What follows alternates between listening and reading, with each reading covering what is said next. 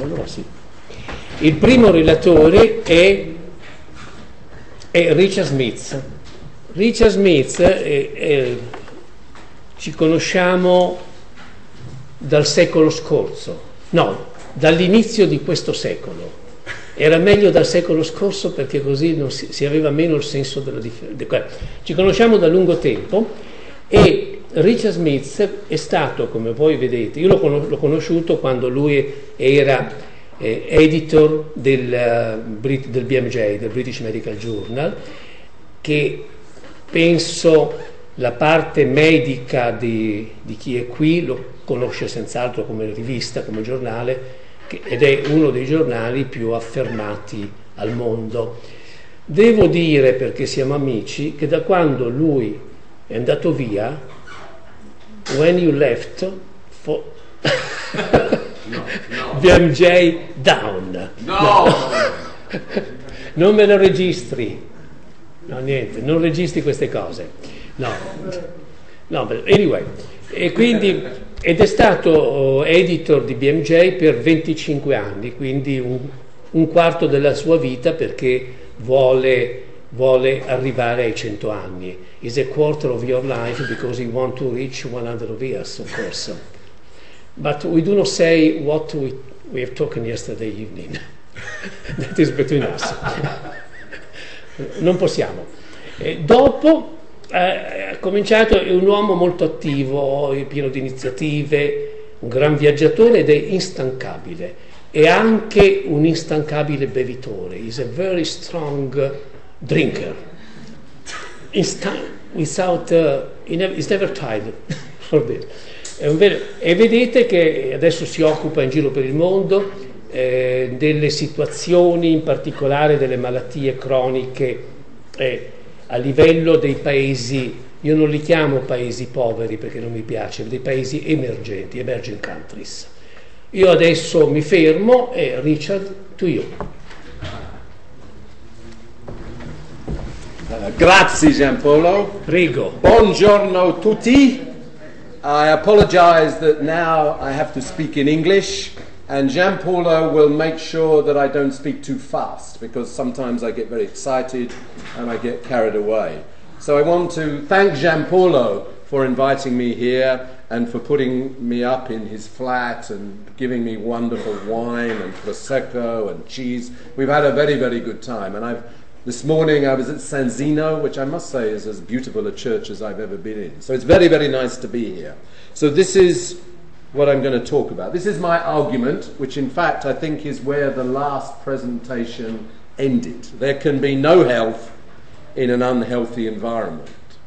And this is true as well for the planet, but I think that we are failing to act on our rapidly deteriorating environment. If you need.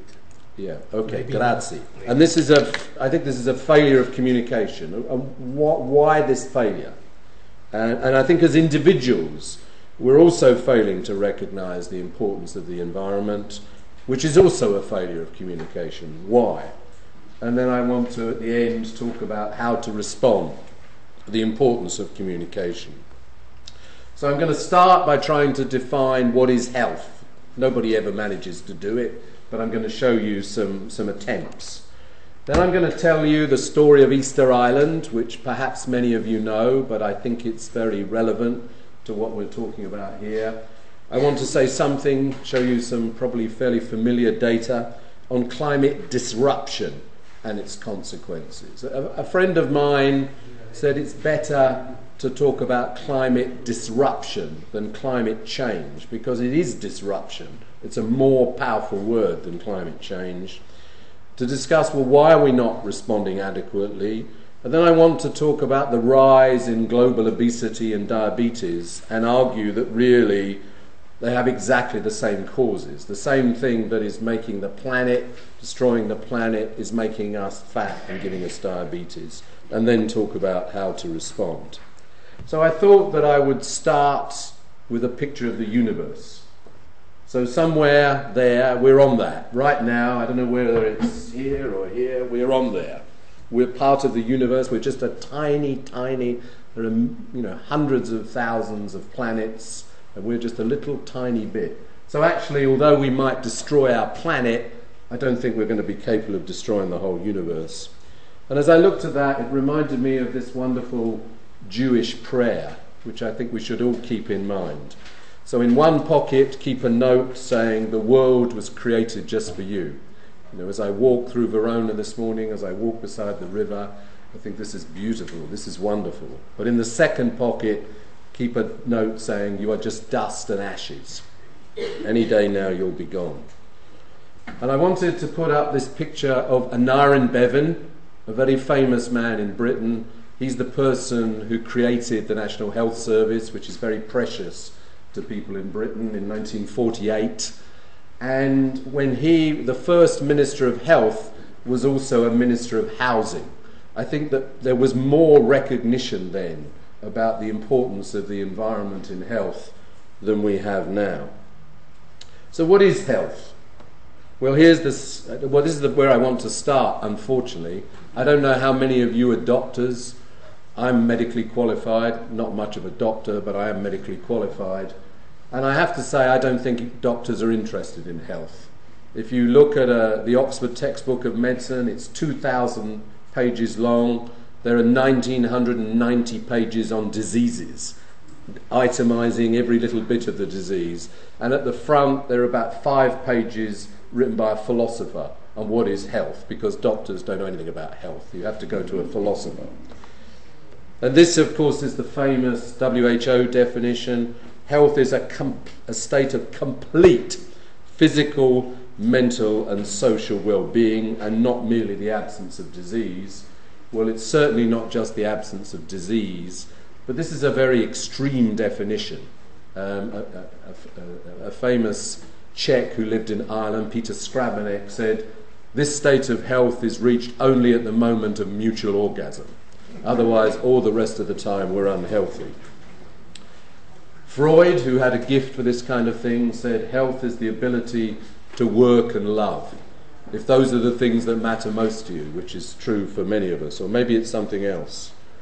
Ivan Illich, who was a great influence on me, and I like this one, the ability to adapt to a changing environment. So here's the word environment. To growing up and aging, to healing when damaged, to suffering, and to the peaceful expectation of death. Dying is a very important part of health. It's not the end of health. The way we die is fundamental to health. And here is one that comes from the International Epidemiological Association in 1982. I think you can see this was written by epidemiologists because they had in their minds, how can we measure this thing?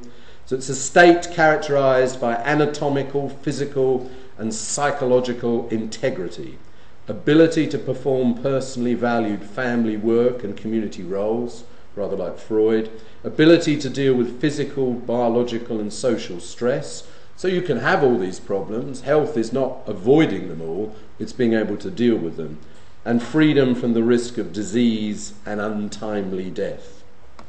And then I was part of this group which struggled to come up with a new definition of health just a few years ago. This was published in the BMJ.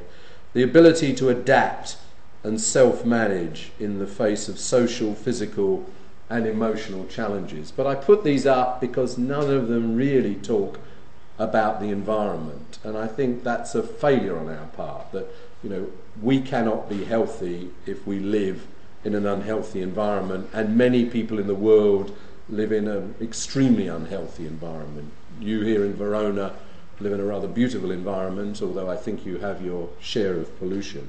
So my argument is, in a way, none of these definitions, one of which I was part of, are adequate. This is a report produced in Australia by Research Australia, Healthy Planet, Healthy Places, Healthy People. And you have to start with a healthy planet, then you can have healthy places, and then you can have healthy people. You can't have healthy people in unhealthy places on an unhealthy planet. And here's a rather similar idea more recently from NHS England and Public Health England. Sustainable, resilient, healthy people and places. a sustainable development strategy for the NHS, public health and the social care system. I'm going to talk a little bit more about this later, because the NHS has a commitment to reduce its carbon consumption by 80% by 2050, which is a very considerable thing to try and achieve. So here is Easter Island. I don't know if any of you have been to Easter Island. I haven't been there, but some Dutch sailors arrived there in 1722, and they saw these enormous heads all over the island, and just a very few people, very poor, impoverished people, very unhealthy, only just managing to stay alive. And they thought, well, how did these people manage to build these extraordinary things? And of course they didn't know at the time, but subsequently we realized that it was in the 5th century that other Polynesians first arrived on Easter Island. It was a very beautiful island, it was very wooded, it was very fertile, and quite rapidly the population grew to some 10,000 living in 61 square miles. But they were it was a sort of Polynesian tradition to build these kind of statues. So slowly but surely they spent more and more time building the statues, they chopped down the trees, and slowly but surely they completely destroyed their environment. I mean, somebody must have chopped down the last tree on Easter Island. And then, of course, you know, they couldn't grow food, the environment was destroyed, so slowly but surely they all left for other places, or they just deteriorated until just a handful of people were left when the Dutch arrived. So it's often described that these people died of ideological pathology. And I wonder whether the same thing isn't happening to us. There's a very marvellous book by a man called Ronald Wright, an archaeologist from Cambridge who gave a series of lectures in Canada, called A Short History of Progress. And his argument is, he tells the Easter Island story. He points out that the Sumerians, the first sort of recorded civilization, that was 10,000 years ago. That's only 0.6% of the time there have been people or man on the planet. So it's just recorded history as a tiny fragment. But every single one of those empires, the Roman Empire, the Greek Empire, the Ottoman Empire, the Sumerians, the Babylonians, they've all disappeared. And he argues humans destroy their civilization as they expelled themselves from Eden by fouling their own nest, poisoning their environment. And the point he makes in the book is that now, because we have a global community, we're destroying, you know, it's not just Rome that's going to disappear or Greece that's disappear, it's going to be the whole planet, unless we can do something different. And he leaves you at the end not quite knowing. I mean, who knows whether we will manage to avoid all of this and be expelled from Eden. No civilization has so far, but maybe we can do better, although I wouldn't want to bet on it. So this is Britain just a few weeks ago. In January we had the heaviest rain for 250 years, massive floods. Those floods are still there because all the underground water filled up. This was a very extreme event. As I said, something like this hadn't happened for more than 200 years. And one thing that I think is happening as a result of climate disruption is that events that used to happen only every 200 years will now begin to happen every couple of years. It's one of them. In fact, people say that they didn't really expect the kind of level of extreme events that we are already beginning to experience, because this is just Britain, it's happening around the world. We didn't expect this till about 2040, but already we have it in 2014. And this is a very familiar graph to you, showing how carbon dioxide has risen since 1880 in a way that is quite unprecedented. There's the map going back over the last 400,000 years. So yes, there have been ups and downs, but what we have reached now is completely unprecedented. So I think the argument that this is just a natural variation, I mean, no serious scientist believes that. So I think, I just wrote this down, I think almost all scientists who have studied climate change agree that human activity is the cause of global warming, but the cause in a way may not matter, as the effects will be the same and the response will need to be mostly the same, whatever's causing it. But I think probably everybody in this room would accept that what is happening is A, extraordinary, and B, the result of human activity. And climate change is already killing people. So you're probably familiar with one of these world mapper maps. If you're not, I advocate going to the site. It's rather fascinating. So what it does is to blow up the relevant country. So if this was a map of doctors in the world, then it would be completely different. Africa almost disappears because there are very few doctors in Africa, but there are huge numbers in the US and Europe. But this is people who've died because of climate change. And of course the point is that the people who are dying of climate change are not the people who created the problem. It's us in the West and in America and Australia who have created the problem. But actually the sins of the fathers are visited upon the children. And here this is, the number of Earths we would need. So if everybody in the world, all 7 billion of us, were to live like people in North America, we would need 5 planets in order to carry on in the same way. Western Europe, we would need 3 planets if everybody in the world lived that way. And at the moment, only in Asia Pacific, in Bangladesh, for example, where I spend a lot of time, in Africa, sub-Saharan Africa, those are the only places where we're living a sort of sustainable lifestyle. And of course, everybody's tended to head in this direction. People are not heading this way. And so we have a very, very serious problem here, because you've probably noticed we only have 1 planet. We don't have 5. And I think I think there's sort of agreement that, the chances of keeping global warming to 2 degrees is pretty well, we've kind of blown that, as I'll show you in a minute. And it may well get to 6 degrees. And this shows the kinds of things that begin to happen if you get up to 6 degrees. So, one there, that first column is the threat to systems, to biological systems, to the biosphere. And you can see that even at the level we're at now, there are lots of risks. And when we're at 2 degrees, you can see it begins to get pretty red. The next one is the frequency and severity of extreme climate events. And again, you can see that we're already beginning to experience an increase. And number 5 there, this one, is the risk of irreversible, large-scale and very abrupt transition. So, the melting of the ice cap, something very dramatic. At 2 degrees, it's probably unlikely to happen. At 4 degrees, it may happen. At 6 degrees, it's almost bound to happen.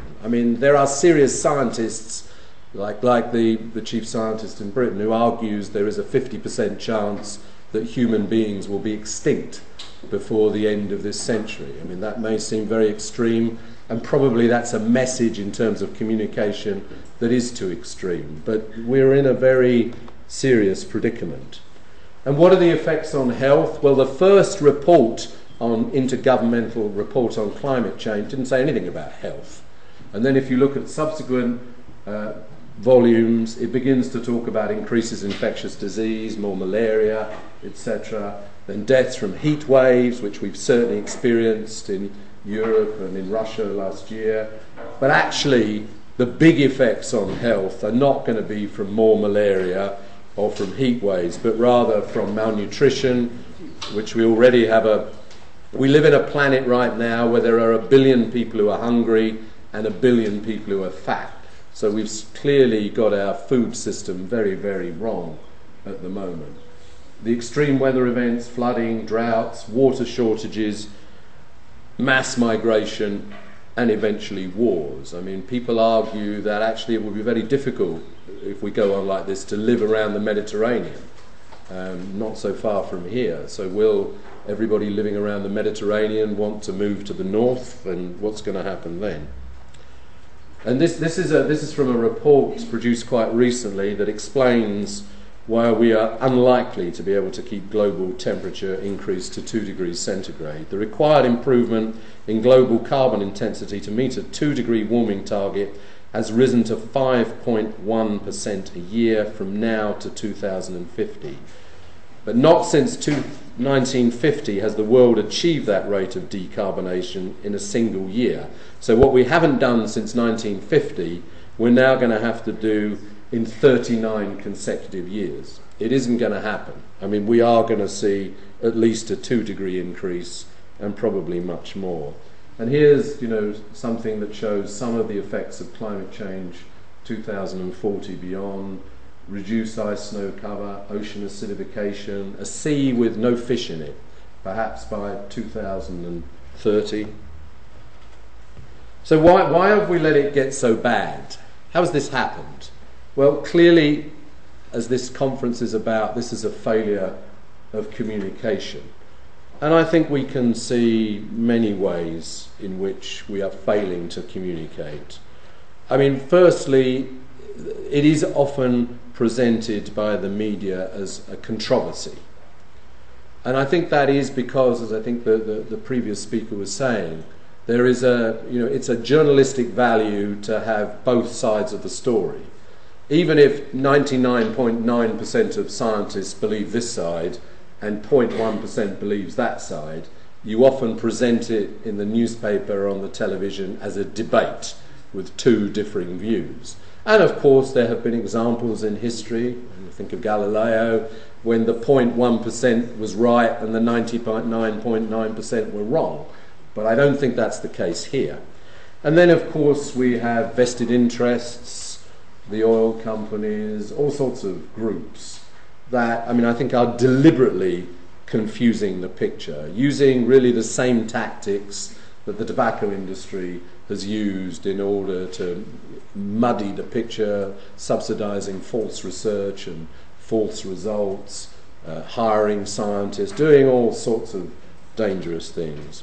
But I think we also have to recognise a failure in ourselves. I think actually this is the sort of, of course we will disappear eventually. That's the nature of evolution. If we don't destroy the planet, we'll go for some other reason. The Astronomer Royal in Britain points out that the planet will last 10 billion years. We're halfway through. We've done 5 billion years. And he says the creatures that see the end of the planet will be as different from us as we are from amoebae. What those creatures will be, I don't know. But I think our great evolutionary failing is sort of selfishness. As long as I and my family are all right, to hell with everybody else. And also I think a failure of imagination. I think if we could begin to see the world that our grandchildren might live in, if we could really imagine it, then we would feel the need to do something. But I think very important as well is denial. And I think particularly those of you that are doctors will know that denial can be very, very powerful. And this is denial not just amongst people who are sort of unwilling to accept this message, but actually denial amongst even those of us that do. We are somehow failing to adapt our lifestyles. And then I think there's my friend who runs the NHS Sustainability Unit observes that actually doctors are some of the worst people when it comes to trying to get people to take this problem seriously. And he thinks, well, why should that be? Because doctors should be interested in health, and this is a major threat to health. In fact, as the Lancet said, it's the major threat to health at the moment, and yet it's very hard to get doctors interested. And he thinks there's a kind of moral offset. I spend all day doing good, helping people who are suffering, curing people, preventing people from dying. I can't go home in the evening and worry about the planet.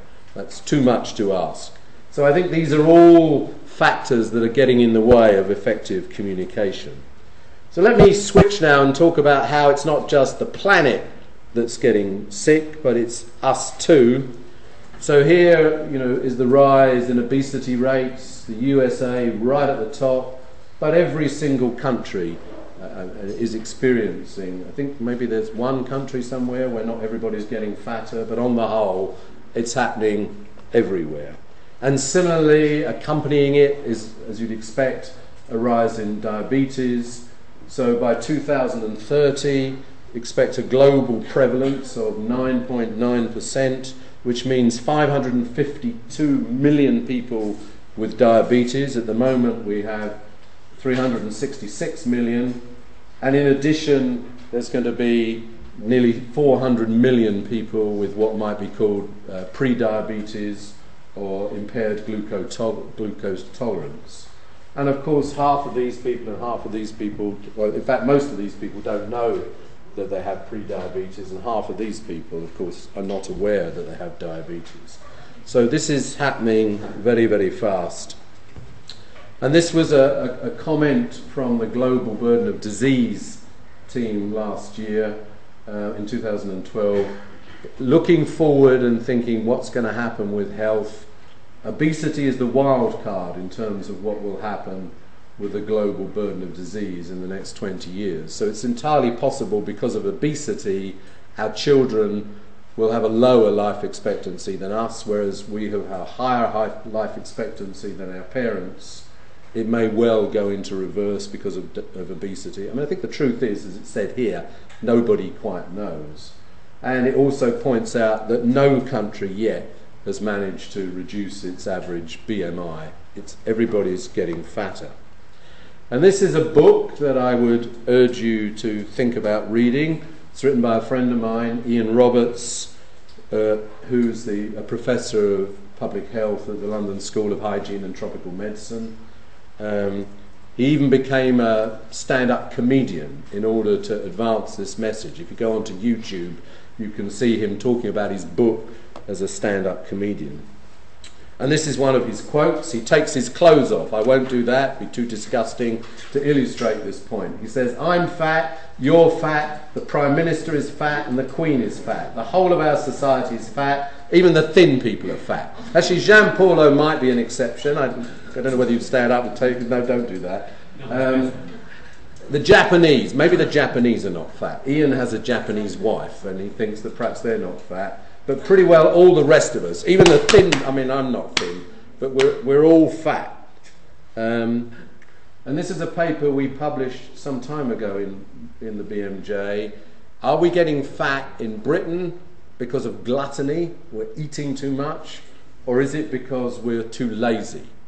And the answer is that actually we're eating slightly less than we did many years ago. I mean, when people worked in the fields and did heavy manual work, you needed a lot of calories. So we're eating less. So in a sense, it isn't gluttony, but of course, we're eating much more than we need. So physical activity, calorie intake has fallen, but physical activity has fallen faster. Obesity has risen. One of the things that infuriates me is when I go to an escalator and I see people standing, not walking. I feel like shouting out, "You're all going to die young if you don't start walking."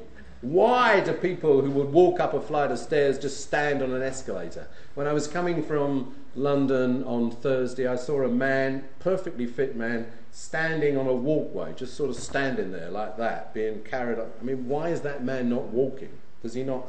People don't understand that physical activity is the closest we come to a panacea. It's good for your heart, it's good for your lungs, it's good for your brain, it's good for your mind, it's good for your joints. It's the thing. We are designed to move. We're not designed to sit like you're all sitting now. And here, this is America. You know, you go up the escalator in order to go to the gym. And here, unfortunately, Italy is not on this chart, but this is the percentage of trips by walking, cycling and public transport by country. And I think, as you'd expect, right down at the bottom there is the US, and actually the top here is Latvia. Switzerland's just behind, the Netherlands, everybody's cycling through the streets of Amsterdam. Well, I don't know where Italy is on that. It's a pity I don't have it, but it's probably in the middle somewhere. I don't think you're the most active, but nor are you the most lazy. So if obesity, we know this on a population terms. The more people walk, cycle and use public transport, the lower the levels of obesity. Again, the US is at the top. And the more oil we consume, so this is the amount of oil consumption per head against the average BMI. So the more oil we consume, the fatter we get. And this is Ian Roberts' argument, that cheap petrol means more miles driven and less physical activity. I don't know how many of you drove here, how many of you walked here, how many of you came by bike. I mean, Verona seems a perfect place for walking and cycling. Doesn't seem to me you need a car at all. But as the traffic gets more dense, it drives pedestrians and cyclists from the street. It gets too dangerous, it's too horrible. Petrol replaces food as the primary source of energy for movement. So it's not what I've eaten, it's not my pasta or my horse that we had last night. Rather, I'm being driven as I go on a train to Munich. It's fuel that's moving me, not moving myself. And as people get fatter, they use motorized transport more because it becomes more and more difficult to kind of walk any distance. And motorized transport is 95% oil, and transport is 50% of world oil use. And also, fossil fuel-based fertilizers, pesticides, irrigation and mechanization have massively increased food yields.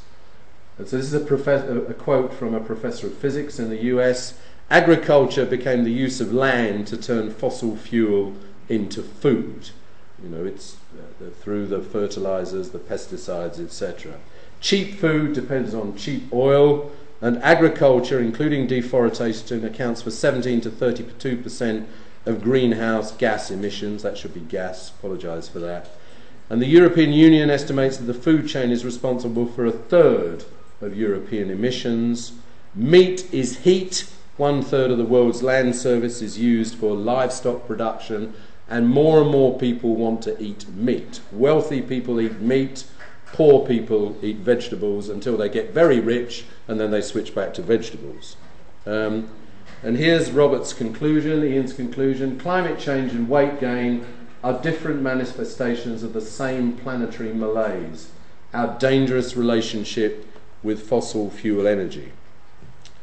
So how to respond to climate change and the global pandemics of obesity and diabetes simultaneously? Well, clearly, though this is consumption, carbon dioxide emissions between 1850 and 2005, and most of it, as we know, has come from high-income countries and from OECD countries. Very, very little from low-income countries, and yet they are the people who are suffering the most. So the argument is that we need to contract and converge. Those of us that are using more need to use less. It's not reasonable to say that people in Africa and such like cannot use more energy, because if they don't have more energy, they won't be able to live anything like the lifestyle that we've lived all our lives. But most of that energy will have to come from green energy. And actually, a comparatively small area of the Sahara, for example, converted into a sun farm, could supply pretty well all of Europe, and in fact most of the world. So here are key actions: phased out coal, CO2 emissions, raise the carbon price, soil and biosphere, actually sequestering carbon dioxide. Still, well, of course we can do it in forests. Can we do it in addition in plants, industrial plants? And reduce also non-CO2. It's not all about CO2, it's about methane, trace gases, etc. as well. And as I said earlier, the NHS, has legally committed itself to reducing its carbon footprint by 80% by 2050. And it did dip, which I think was probably, the kind of recession, came back up again, and that blue line is what it's doing at the moment, but this is what it has to do. And of course you cannot do this simply by turning down the heat and turning off the lights. This means doing health in a fundamentally different way. And to be honest, I don't think anybody knows what that way is at the moment. I'd be very interested to hear whether there's a commitment in the health sector here to reduce carbon, because actually, you know, the health sector is 9–10% of the economy, so of course it has to reduce its carbon emissions just like everywhere else. But I think in many countries there's a mindset that says, well, health is a good thing, it doesn't have to reduce its carbon. Instead, we'll do that in other sectors. But I don't see any reason for that. I think it's going to be necessary to reduce it in health sector as well, and by this kind of order. So actually, I mean, Ian in his book has, he tries to end his book positively. I want to try and do the same. I have one slide after this. So being physically active, connecting with the people around us, contributing to the wider community, and having trees, bushes, flowers and birds all around us are the foundations of well-being. And all of these will expand in a low-carbon economy. So low carbon doesn't equal misery. In fact, I think it could equal exactly the opposite. And let me end with this picture. This is a church at the end of the road I live in. It's called Trinity, Holy Trinity, and it is the church of the abolitionists. And it's been argued by a San Francisco journalist that the abolitionists were the first social movement in the world. So 12 men, it was all men in those days, met together in 1787 in a small room in the city of London, and they decided that they wanted to abolish slavery, which seemed like a completely impossible thing to do. The British economy depended heavily on slavery. The Church of England had investments in slave plantations. Most members of Parliament owned slave plantations. Pretty well, there probably at that time more people had been slaves than had been free. The Roman Empire, the Greek Empire depended on slavery. So how on earth could you get rid of it? It just seemed impossible. And their first target was not actually to abolish slavery, but to abolish slave trading, because if they knew if they could make that happen, then they would succeed. And this is the church where they used to meet. If you go there, there's a blue plaque here, you can just see it, that commemorates these people. There were a whole group of them, all with a different set of skills, because we need to work as teams in order to make a big difference. And communication was fundamental to what they did. They invented logos, they invented marches, they invented songs, they invented poems. They went around the country showing shackles and the different things that were part of slavery. They were very clever in how they communicated the message. One of the leaders, William Wilberforce, was supposed to be the finest parliamentary speaker. He would speak for 3 hours in Parliament on the how wicked slavery was. They were also clever to recognise that people in Britain were sort of sympathetic because we had press ganging in those days. So a young man could be walking through the streets of London and he would be grabbed and taken into the Royal Navy, which was a little bit like being a slave. So what seemed impossible, and this was 1787, so 2 years later the French Revolution happened, but actually by 1807, within 20 years, a law was passed abolishing slavery, slave trading within the British Empire, and a few years later slavery was abolished too within the British Empire. And of course in those days the British Empire was very substantial. So my message here, although I may sound rather bleak, is that it is possible to do the impossible if you have the will. Thank you.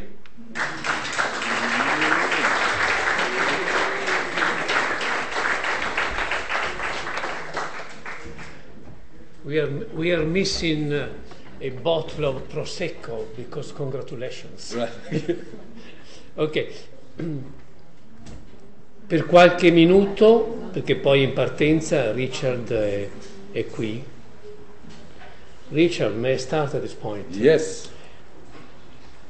I think we should not forget all the other animal species, because there is a connection between I'm using human species and the other animal species. An example, when I will talk tomorrow of this, when you use estrogens, and our water and also drinking water is full of estrogens, and the fish is into that water, there is a different ratio of sex. This is an example. It means it's not, I think it's quite important also to consider, because generally we are egocentric. We want to speak only of us. What do you think? Your comment? Yeah, well, that's why I went to this, because actually this number one, the one that's beginning to happen already, is risks to unique and threatened systems. So this is about other animals and forests. And of course, if you ask many people in the world to, think about climate change, the first thing they see is a polar bear. Yes. A kind of baby polar bear that's having to swim ever longer distances to find food and then, drowns. I mean, for a polar... And people feel very fondly about polar bears. So I think actually in some ways, certainly I think with children, it's one of the ways to communicate the message. Because, do we really want to live in a world where there's nothing left except us and a few dogs? And of course there'll always be cockroaches. When we're gone, the cockroaches will still be here. So I think I think we should think about other animals, and actually I think it can be a powerful device for communicating the message, particularly to children. Yes, to children. Fabio. I was wondering whether you read or you know about the two very recent...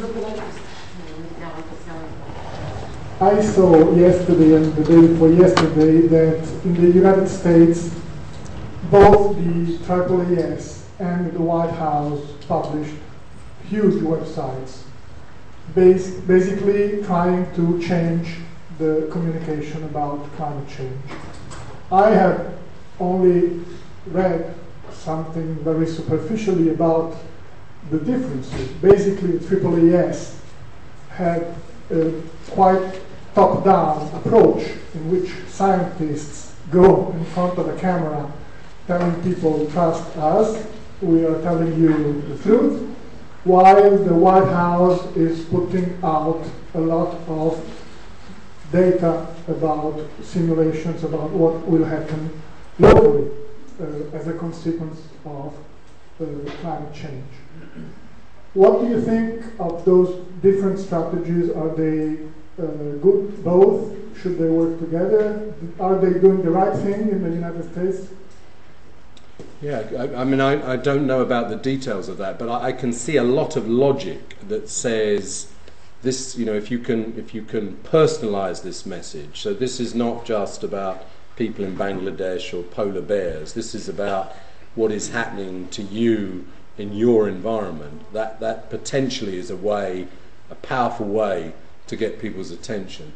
Inevitably, when we had these floods in Britain, people kept saying, well, is this climate change? And of course it's difficult for scientists because you don't know that it's climate change. All you can really say is, well, we do know. One of the first things we expect to happen as the temperature goes up is that there will be more of these extreme events. So we can't say whether this particular event is due to climate change, but that's exactly what we would expect. So I think trying to find a way to make it as relevant to people as possible has to be a good method. And I think, that's one of the essences of communication. This is not all up there and things that are distant from you. This is about you and your family. It's kind of responding to the fact that we are selfish creatures. And I also know, I see the problem of, some scientists using often perhaps slightly complex language, an old guy like me, you think, can I really believe this person? These scientists seem to get very confused about lots of things.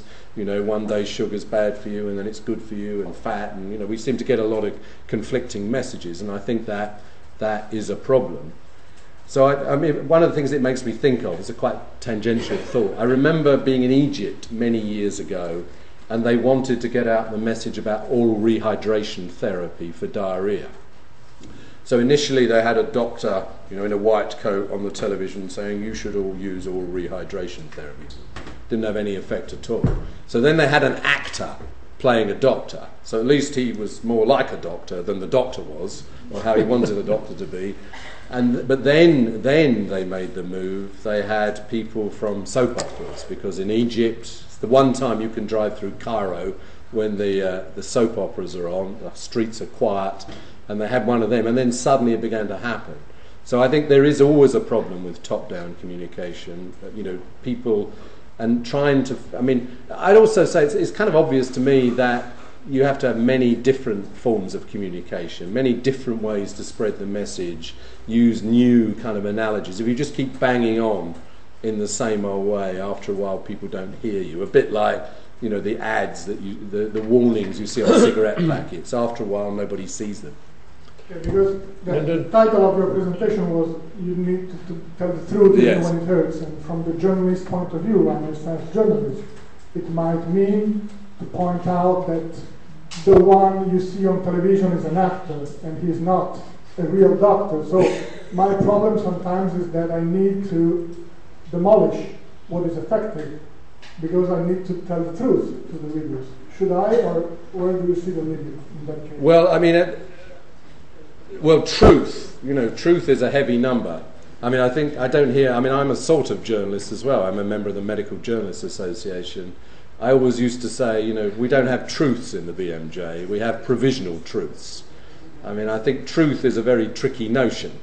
And certainly, if I think of journalists and truth in Britain, I don't think of them being very close together. But I don't mean to insult journalists. And I think that, yes, I can see, and certainly, I think a very big problem in Britain was we had an issue around one of the big climate centres in the University of East Anglia, and they tried to suppress various messages that they didn't like, and there were emails that got out, and somehow it had a completely disproportionate effect. It just suddenly made people think, this climate change stuff is all invented, it's not real. Because, of course, in a way we want to believe that, because we don't want to have to change our lifestyles. We want to kind of carry on in the same old way, and we want to think that our grandchildren can live as pleasant a life as we have. We want to believe all these things. So therefore we're very quick to catch on to anything that seems to destroy a message that is hurtful. No, due lui e lui, voi due.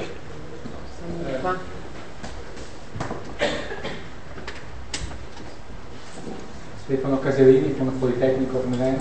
Thank you very much for your interesting presentation. I wonder if you could comment a little bit more on the moral offsetting by doctor. You spoke about the moral offsetting by yes. Could you add a little bit more? Well, it's really a sort of hypothesis, because my friend who runs the NHS Sustainability Unit, he finds it very hard to get the attention of doctors. And similarly, we have a climate and health council that the BMJ is very involved with, and it's a struggle to get doctors to think about it, to come to meetings, to care about it. There's a tendency to say this is not really to do with us. And I suppose some part of that might be, well, this is a great big problem. We're not climate scientists. We have to be careful about what we say. But my friend's hypothesis, it's not really more than that, is that there is this moral offsetting. That actually I'm not a truck driver. I'm not an oil company. I'm a person who's doing good all day long. So why should I have to do good in the evening? That's what he means by moral offset. It's not an established. I think it is a fact that it's very hard to get doctors' attention to this when you might expect it's something they pay a lot of attention to. I think that is a fact. But why exactly it is, this is a hypothesis. Pinelli is the last one.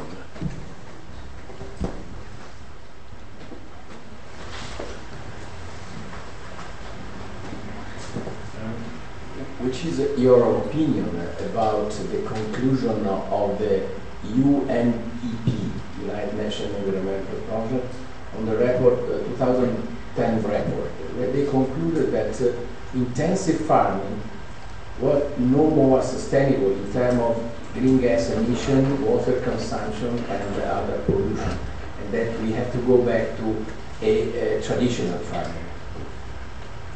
Well, I suppose that's exactly what Ian Roberts is arguing, and I think it is. It's a problem because the way I was at an economist conference in London a few weeks ago, talking about feeding the world, because at the moment the population is growing, the amount of arable land is going down, lots of arable land is being switched to animals, lots of what's being grown, soya, etc., is being fed to animals. So clearly what we have at the moment is we've got to do something different. But actually at this meeting, rather to my surprise, was the president of Monsanto, who to lots of people Monsanto is the evil empire. And I was quite struck by him, actually, because I imagined him to be a hard-boiled, Midwestern American technocrat. Cowboy. But in fact, he's a Glaswegian and has a kind of that funny way that people from Glasgow have of talking. And he talked about how in the sort of these monstrous farms in the Midwest, they produce 400 bushels per acre. The average in India, Brazil, Mexico is about 100. But in most of Africa, it's 20. But his argument was that actually you could increase the yield in Africa, which is where, according to at this conference, they said it was 60% of the arable land is in Africa, which I don't know whether that's true. It seemed like rather a lot. You should be able to increase that without doing anything very dramatic. So I don't know. I mean, I'm not an agricultural person, but it seems to me there is a problem with how do we feed the world.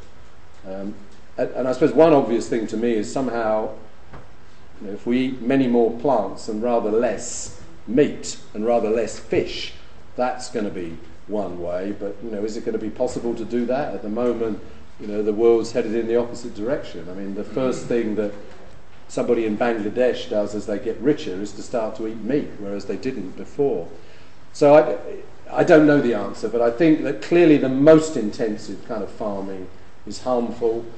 I mean, one of the things that we've had a debate about with these floods in Britain is that an area that probably should be wetland, but they've drained it and they use all sorts of things to drain it and they fertilise it, so they manage to keep it as farmland, but probably that's not sensible because the amount of effort you're having to put into it and the amount of pollutants you're producing.